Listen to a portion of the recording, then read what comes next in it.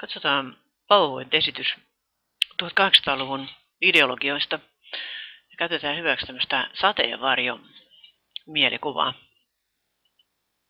Ensimmäinen sateenvarjo näyttäytyy tässä ja kuva, joka siihen liittyy, on laulava ryhmä. Ja tämä voisi olla toinen näistä laulavista ideologioista 1800-luvulta, eli marksismi, mutta kuten huomaatte, tähän on nyt otsikoitu sana nationalismi. Nationalismi sisältää monta tunnuspiirrettä, mutta teidän pitäisi nyt miettiä niistä 3, mitkä laittaisitte tärkeimpinä tunnuspiirteinä tyypillisinä asioina nationalismin otsikon alle. Kannattaa miettiä tähän sanan juurta, sen keskeisiä korostuksia, sen merkitystä, tämän tyyppisiä asioita. Nationalismillahan on ollut suuri merkitys ainakin Venäjälle ja Itävallalle 1800-luvun kuluessa ja 1900-luvun alussa. Saksalle nationalismi on ollut myös erityisen merkittävä. Ja muutama esimerkki, jos otetaan. Eli 3 tyypillistä asiaa nationalismille. Ja näitä kun tavoittelette, niin toinen sateenvarjo näyttäytyy. Ja kuva on tämän näköinen. Siinä on useampi ihminen pitämässä toisiaan kädestä. Selvää yhteenkuuluvuuden tunnetta näyttäisi olevan. Ehkä kuva ei ole paras mahdollinen kuvaamaan tätä ideologiaa, eli konservatismia, mutta toivottavasti jotakin kuitenkin aatteesta kertoo. 3 tunnuspiirrettä jälleen hakusessa. Miettikää sanan juurta. Mihin pyrittiin tällä aatteella, minkälaisia asioita korostettiin, arvostettiin, missä tilanteessa se syntyi ja mitä merkitystä sillä on ollut ja mitä merkitystä sillä mahdollisesti tänä päivänä on.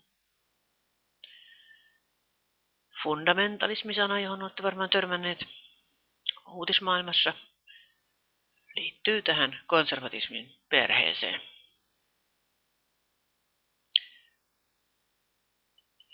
Ja 3. sateenvarjo.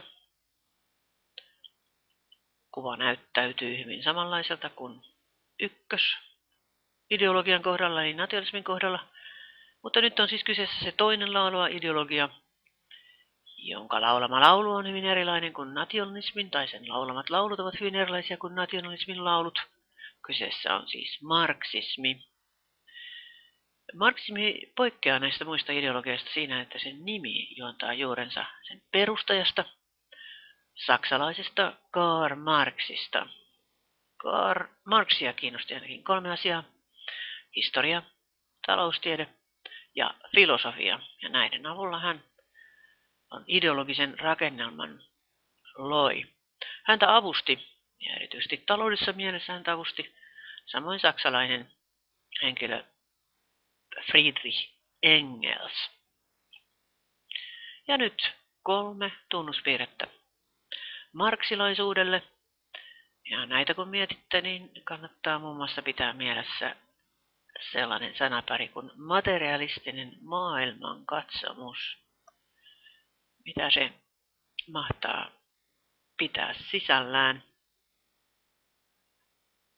Marksilaisuus on merkitykseltään ollut erittäin suuri. Kylmä sota on yksi asia, johon se ideologiana läheisesti liittyy. Ja työväestö on tietysti ollut sana ja ihmisryhmä, joka on marksilaisuuden piirissä ollut mielenkiinnon kohteena. Eli 3 piirrettä marksilaisuudelle. Ja 4. sateenvarjo on tässä. Kuva. 4-5 kukin omaan tahtiinsa liikehtivää ihmistä, joilla kaikilla näyttää olevan kuitenkin samanlaiset asut, eli vihreä asu, Liike ei kuitenkaan ole vihreä liike eikä vihreä aate, vaan liberalismi. 3 tunnuspiirrettä nyt tälle aatteelle. Sanan juuri kannattaa sieltä mielensopukoista kaivella esille.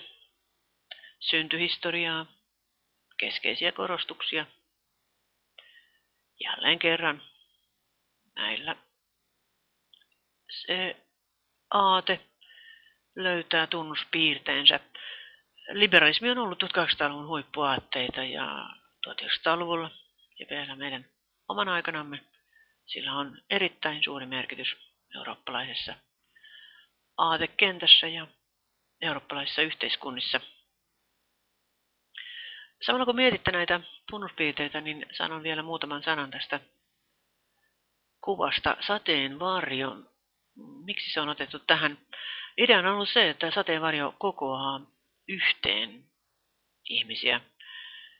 Ideologiat kokosivat alleen samalla tavalla ajattelevia ihmisiä.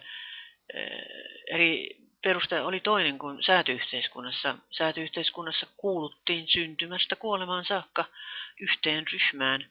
Nyt ihminen itse valitsee sen, mihin ryhmään hän kuuluu, mitä ideologiaa hän kannattaa. Valinta varmaan tehdään sillä perusteella, että mitkä on omat ihanteet, eli mitä oikeastaan se tavoittelee, mitä pitää arvokkaana. Toisaalta ehkä ihminen valikoi ideologian sen mukaan, mikä on hänelle edullista. Varmasti muitakin syitä valinnalle löytyy. Marksilaisuutta tässä ei ole imperialismia tässä ei ole käsitelty ollenkaan. Se joskus luetaan ideologioiden joukkoon, joskus taas ei, ja tässä on nyt valittu se ei-linja.